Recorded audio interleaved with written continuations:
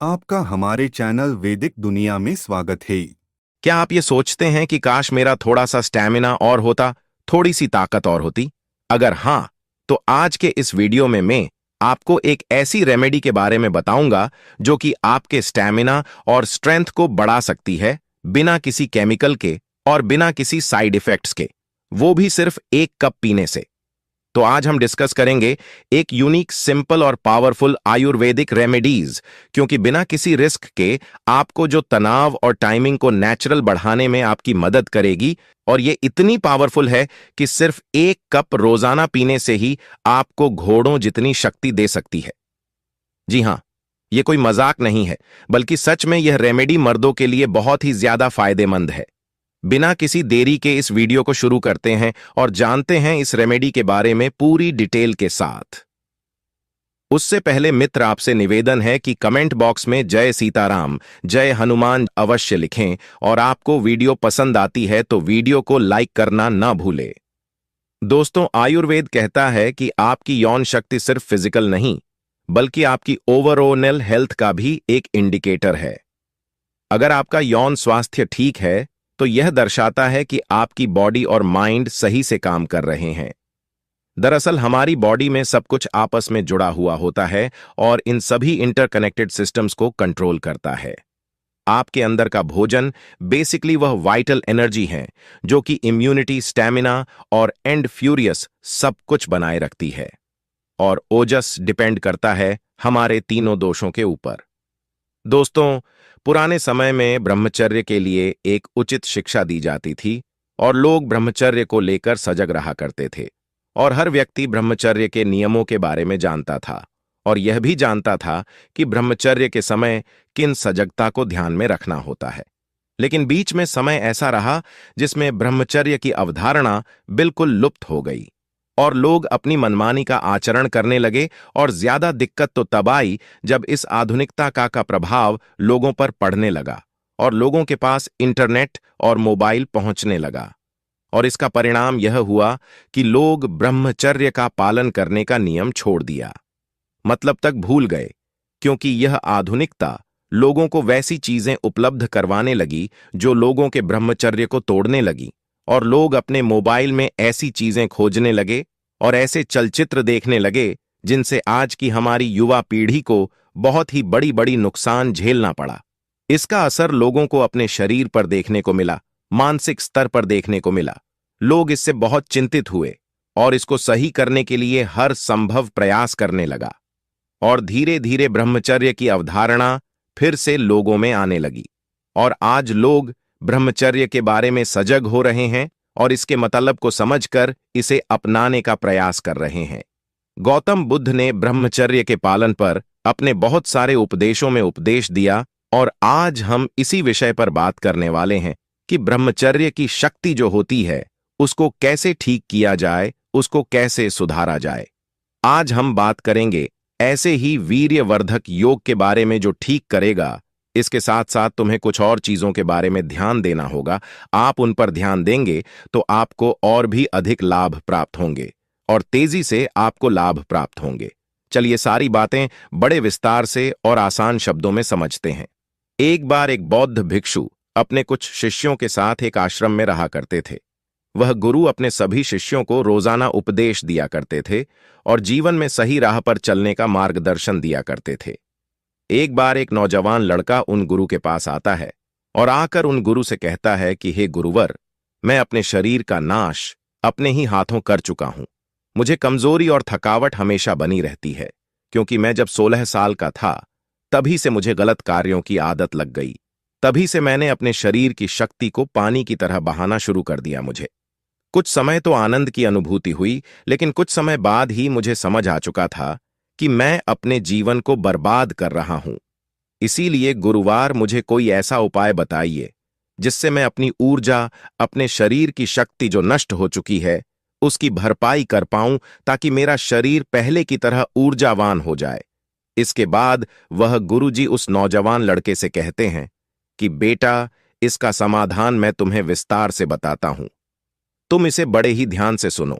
देखिए, अगर आपको किसी भी पात्र में किसी भी तरल वस्तु को लक्षित करना होता है तो यह अनिवार्य हो जाता है कि आप यह अच्छे से समझ लें कि उस पात्र में किसी भी तरह का कोई छेद नहीं होना चाहिए। अगर उस पात्र में कोई भी छेद होगा तो आप उसमें कुछ भी तरल पदार्थ डालेंगे तो वह नीचे से निकलता रहेगा। बौद्ध भिक्षु उस नौजवान लड़के से कहते हैं कि मैं तुम्हें तुम्हारी इस समस्या का समाधान तो बता दूंगा, लेकिन तुम्हें एक चीज का ध्यान रखना होगा, तुम्हें संयम रखना होगा। यानी कि तुम्हें यह अपनी गलत क्रिया को रोकना ही होगा।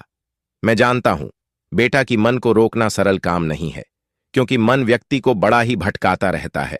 और बेटा, जैसा तुम्हारा आज से पहले का जीवन रहा है, आज से पहले की तुम्हारी जीवन की यादें रही हैं, उस हिसाब से तुम्हारे मन को रोकना इतना आसान नहीं होगा।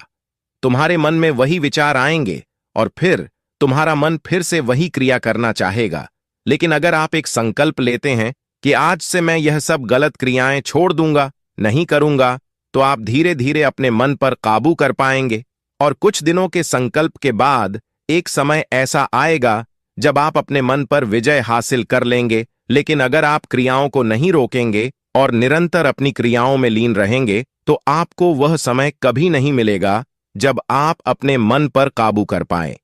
आप निरंतर क्रियाएं करते रहेंगे और परेशान होते रहेंगे और आपको लगेगा कि मेरा कुछ भी नहीं हो सकता है और आप अपने विचारों की तरफ ध्यान नहीं दे पाएंगे। लेकिन दूसरी ओर जब आप अपनी क्रियाओं को रोक लेते हैं तो तुम अपने विचारों को सोचने की तरफ आगे बढ़ गए और तुम फिर यह सोचोगे कि मैं अपने विचार को देखता हूं और फिर तुम देखोगे कि मैं इसे कैसे सुधार सकता हूं। इसीलिए बेटा, सबसे पहली बात तो यही है कि जब तक तुम अपनी क्रियाओं को नहीं रुकोगे तब तक कुछ भी संभव नहीं है। इसीलिए सबसे पहले अपनी क्रियाओं को रोके। इसके बाद बौद्ध भिक्षु आगे कहते हैं कि बेटा आइए, सबसे पहले मैं तुम्हें कुछ नियम बताता हूं जिनको तुम्हें अपने जीवन में अपनाना होगा, तभी तुम इन समस्याओं से बाहर निकलोगे। जो नियम मैं तुम्हें बता रहा हूं उन नियमों से हम आज से पहले भी हजारों लोगों की जिंदगी बदल चुके हैं। इसीलिए इन नियमों को ध्यान से समझें और इनका पालन करें भक्तों। सबसे पहले तुम इस चीज को समझो कि जैसे एक पौधा अपने शुरुआत के दिनों में होता है तो उसे अधिक देखरेख की आवश्यकता पड़ती है, पानी और खाद की आवश्यकता होती है। लेकिन जब वही पौधा एक पेड़ बन जाता है उसे ज्यादा देख रहे की आवश्यकता नहीं पड़ती है। और ठीक इसी प्रकार का हमारा शरीर होता है। जब कोई व्यक्ति 16 से 20 साल की उम्र का होता है तो उसे अधिक देखरेख की आवश्यकता पड़ती है, क्योंकि उस समय व्यक्ति का शरीर विकसित हो रहा होता है। लेकिन व्यक्ति इसी समय में अपने शरीर का नाश कर लेता है। आपको इन समस्याओं से बाहर आना है तो आपको ब्रह्मचर्य के 5 नियमों का पालन करना होगा।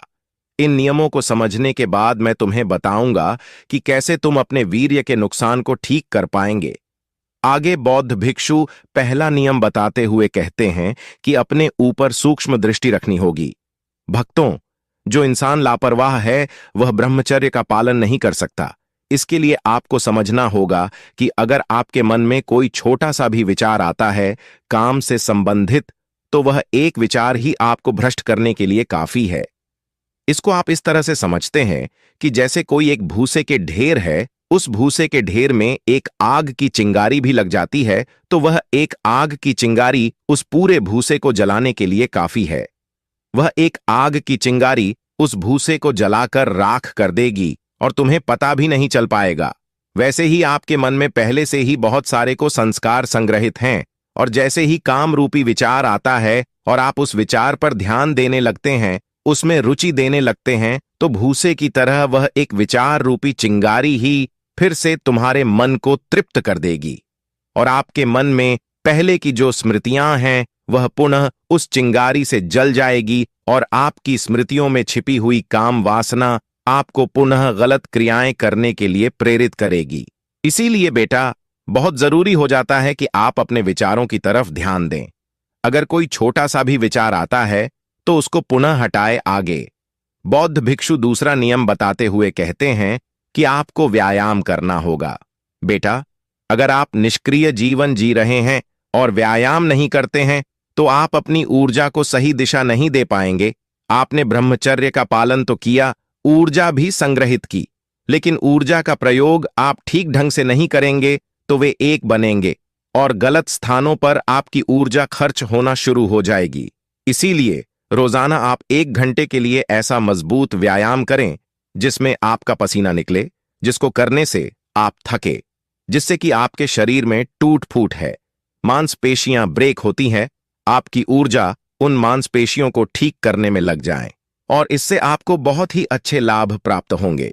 अगर आप 1 घंटे का अच्छा व्यायाम करते हैं तो आपकी पाचन क्रिया मजबूत होगी, आपको कभी भी कब्ज की समस्या नहीं होगी, आपका मल अच्छे से निष्कासित होगा और आपकी ऊर्जा भी अच्छे कार्यों में लगेगी। आगे बौद्ध भिक्षु तीसरा नियम बताते हुए कहते हैं कि आपको आध्यात्म को अपने जीवन में धारण करना होगा। भागवत गीता में श्री कृष्ण जी कहते हैं कि यह जो मेरी माया है, यह इंसान को फंसाए रखती है। अगर आप अपने आप को इस माया से बाहर निकालना चाहते हैं या फिर इस माया से ऊपर निकलना चाहते हैं, तो मेरा नाम लेने से, मेरे से जुड़ने से, अपने मन को मेरे में निवेश करने से ही आप मेरी माया से ऊपर उठ सकते हैं। जब आपके शरीर में तमोगुण वृत्तियां बहुत ज्यादा बढ़ गई हैं, जब तक आप उन तमोगुण वृत्तियों से सतोगुण वृत्तियों में नहीं आएंगे, तब तक आप ब्रह्मचर्य हैं। आपका मन तो चाहता है कि आप इस अंधेरे कोने में ही पड़े रहे, लेकिन आपको तो प्रकाश की ओर जाना है। इसीलिए आपको मन के विपरीत कार्य करना होगा। जैसे कि जब बर्तनों में चिकनाहट पैदा होती है तो उसके विपरीत साबुन के प्रयोग से हम उस चिकनाहट को हटा पाते हैं। ऐसा ही आपके मन के साथ होता है। इसको इस तरह से समझें, क्योंकि जो आपके मन का मेल है, उसको साफ करने के लिए यह जो परमात्मा है, वही एक ऐसा साबुन है जो आपके मन के मेल को साफ कर सकता है। तो ऐसे में जहां आपकी श्रद्धा है, वहां उनके साथ आप जुड़े। ऐसा करने से आप चिंता से मुक्ति पा सकते हैं। ऐसा करने से आप खुश महसूस करेंगे। इसके बाद वह गुरु कहते हैं कि चौथा नियम है ब्रह्म मुहूर्त का प्रयोग करें, यानी आपको सुबह 4 बजे उठने का प्रयास करना चाहिए। आपको ब्रह्म मुहूर्त के समय का प्रयोग करना चाहिए। ब्रह्म मुहूर्त का महत्व इसलिए ज्यादा है क्योंकि समय भी अलग अलग प्रवृत्ति के होते हैं और ब्रह्म मुहूर्त का समय जो होता है, यह सतोगुण प्रवृत्ति का होता है और दिन का समय रजोगुण प्रवृत्ति का होता है और रात्रि का समय तमोगुण प्रवृत्ति का होता है।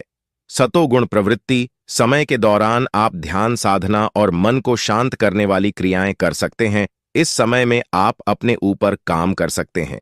सुबह का समय वात प्रधान होता है, यानी इस समय हमें शौच आदि से निवृत्त हो जाना चाहिए, लेकिन आप निवृत्त नहीं होते हैं। आप अपने मल को निष्कासित नहीं करते हैं तो आपका शरीर निष्कासन होता है। आपको स्वप्न दोष होता रहता है, यानी कि स्वप्न दोष की अधिक समस्याएं ब्रह्म मुहूर्त के दौरान ही होती हैं। इसीलिए आप ब्रह्म मुहूर्त में उठने का नियम बना लें और उठकर परमात्मा का नाम ले योग अभ्यास करें। इसके बाद गुरुजी 5वां नियम बताते हुए कहते हैं कि अपने आहार पर भी ध्यान दें। ब्रह्मचर्य का पालन करते समय लोगों को यह परेशानी आती है कि वह प्याज और लहसुन के प्रयोग पर नियंत्रण नहीं कर पाते हैं, क्योंकि लहसुन प्याज ब्रह्मचर्य पालन करने वाले व्यक्तियों के लिए सही नहीं है। लेकिन प्याज लहसुन से भी बुरा आपके लिए बासी भोजन होता है, जैसे कि जंक फूड, फास्ट फूड आदि। इसीलिए आप पहले उन चीजों को छोड़ने का प्रयास करें जो आपके लिए ज्यादा हानिकारक है। आप लहसुन प्याज को छोड़ पाते हैं तो अच्छी बात है, लेकिन अगर उन्हें नहीं छोड़ पाते हैं तो आप इन फास्ट फूड, जंक फूड, इनको जरूर छोड़ दें। आपके लिए छोड़ना बहुत अनिवार्य हो जाता है। इसके अलावा ब्रह्मचर्य का पालन करने वाले लोगों को अपना रात का खाना बिल्कुल हल्का खाना चाहिए। इसके साथ ही आपको पौष्टिक भोजन करना चाहिए ताकि आपके शरीर को ताकत मिल सके। इसके बाद वह बौद्ध भिक्षु उस लड़के से कहते हैं कि मैंने तुम्हें कुछ नियम तो बता दिए हैं जो तुम्हें ब्रह्मचर्य पालन करते समय ध्यान में रखनी चाहिए। आइए, अब मैं तुम्हें एक योग बताता हूं जिसकी मदद से ब्रह्मचारी अनाज की क्षति की भरपाई तुम जल्दी से कर पाओगे। इसके लिए तुम्हें सबसे पहली चीज जो इस्तेमाल करनी है वह है मखाना मखाने। आपको 100 ग्राम की मात्रा में लें और इनको सूखे ही रोस्ट करना है। मखाने में आपको एंटीऑक्सीडेंट मिलते हैं जो फ्री रेडिकल को रोकते हैं और आपके शरीर को एक अच्छी स्थिति में लेकर जाते हैं। इसमें कैल्शियम, फास्फोरस और मैग्नीशियम जैसे तत्व पाए जाते हैं जो आपकी मांसपेशियों के लिए, आपकी हड्डियों के लिए बहुत ही उपयोगी है। दूसरे स्थान पर आपको चने का प्रयोग करना है। भुने हुए चनों का प्रयोग आपको इसके छिलके के साथ ही करना है। अगर आप इसका छिलका उतार देंगे तो इसमें से फाइबर की मात्रा कम हो जाएगी। आपको 100 ग्राम की मात्रा में भुना हुआ चना लेना है। 100 ग्राम चना में आपको 7 ग्राम फाइबर मिलेगा और भी ऐसे अनेक तत्व मिलेंगे जो आपके लिए बहुत उपयोगी है, जो आपके शरीर को पोस्ट बनाने बल को बढ़ाने के लिए बहुत ही बढ़िया है। आपको छुहारे का प्रयोग करना है। छुहारा आपकी धातु को पोस्ट करने के लिए, शरीर की कमजोरी को दूर करने व बल को बढ़ाने के लिए बहुत ही उपयोगी है। आपको 10 छुहारे लेनी है और उसकी गुठली को निकाल लेना है और उनको छोटे छोटे टुकड़ों में काट लेना है। चौथे स्थान पर आपको सूट का इस्तेमाल करना है। शूट एक ऐसी चीज है जो आपकी जठराग्नि को बढ़ाने के लिए बहुत ही तेजी से काम करती है। जठराग्नि के बढ़ने के कारण जो भी आपके शरीर में जाएगा वह ठीक प्रकार से तुम्हारे शरीर को लगेगा। इस नुस्खे के सभी गुण आपको अच्छे से मिल पाएंगे क्योंकि सोट आपके पाचन को सही करता है। आपको इस नुस्खे को बनाने के लिए 2 चम्मच की मात्रा में सोट लेना है। 5वें स्थान पर आपको सफेद मूसली का प्रयोग करना है। यह आपको 4 चम्मच की मात्रा में लेनी है। और 6ठे स्थान पर आपको अश्वगंधा का प्रयोग करना है। यह आपकी मानसिक स्थिति को अच्छा बनाए रखने के लिए और उसको ठीक करने के लिए बहुत ही अच्छी औषधि है। आपकी चिंता को दूर करेगी। यह आपके टेस्टोस्टेरोन को बढ़ाने के लिए भी बहुत सहायक है और आपके स्टेमिना को बढ़ाने के लिए भी यह बहुत अच्छा कार्य करती है। इसकी भी आपको 4 चम्मच लेनी है। और 7वें और अंतिम वस्तु है मिश्री। आपको इसमें 100 ग्राम की मात्रा में मिश्री कूट कर डालनी है और इसका पाउडर बनाकर आपको इसमें डालना है। इससे आपका यह मिश्रण मीठा हो जाएगा और यह आपके बल को बढ़ाने और शरीर को पुष्ट करने में बहुत ही फायदा करेगा। इसके बाद आपको चना, मखाना और छुआरे इनको मिश्री में डालकर ग्राइंड करना है और अश्वगंधा, सफेद मूसली आदि जो पाउडर की अवस्था में है उनको ग्राउंड करने की कोई जरूरत नहीं है। इसके बाद इन सभी को एक जगह मिलाकर रखें और एक कांच के बर्तन में ढककर रख दें। इसके बाद वह गुरु कहते हैं कि बेटा, अब तुम यह समझो कि तुम्हें इसको कब और कैसे प्रयोग में लेना है। तो यह इतनी ही मात्रा में बना होगा जिसका प्रयोग तुम 1 महीने तक कर पाओगे। इसकी 1 चम्मच सुबह और 1 चम्मच शाम को प्रयोग करनी है, या फिर केवल आप 1 चम्मच ही शाम को प्रयोग कर सकते हैं। यह भी आपके लिए ठीक रहेगा। सोने से 1-1.5 घंटे पहले 1 गिलास गर्म दूध के साथ आप इसको ले सकते हैं। और अगर सुबह आप इसका प्रयोग करते हैं तो 1 चम्मच पाउडर मुंह में फाकी लेकर ऊपर से 2-3 गुट दूध पी सकते हैं। इसके बाद वह गुरु उस लड़के से कहते हैं कि बेटा, यह आपका एक योग है। इससे आपको बहुत ही तेजी से और अच्छे वाले लाभ मिलेंगे। लेकिन बेटा, इस योग के साथ जो मैंने तुम्हें नियम बताए उनका भी तुम्हें विशेष रूप से ध्यान रखना होगा। तो भक्तों, उम्मीद करता हूं आपको इस प्राचीन आयुर्वेदिक कहानी से जरूर बहुत कुछ सीखने को मिला होगा। यह आयुर्वेदिक कहानी आपको कैसी लगी हमें कमेंट बॉक्स में कमेंट करके जरूर बताएं और इस वीडियो को लाइक भी जरूर करें और साथ ही इस वीडियो को अपने दोस्तों के साथ जरूर शेयर करें ताकि उन्हें भी इस आयुर्वेदिक कहानी से कुछ सीखने को मिल सके। और कमेंट बॉक्स में सच्चे दिल से जय जय हनुमान अवश्य लिखें। धन्यवाद।